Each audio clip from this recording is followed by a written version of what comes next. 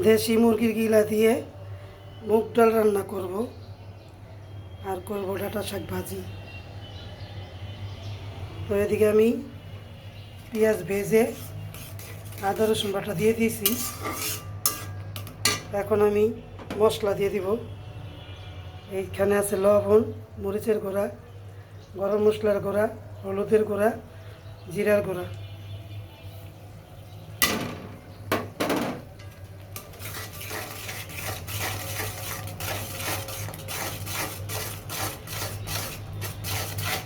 তো কারা কারা আমার মতো দেশি মুরগির গিলা দিয়ে মুগ ডাল রান্না করে খান, কমেন্ট করে জানাবেন।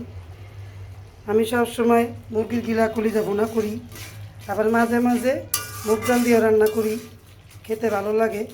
তো এখানে শুধু মুরগির গিলাগুলি রেখেছি, আজকে মুগ ডাল দিয়ে রান্না করব।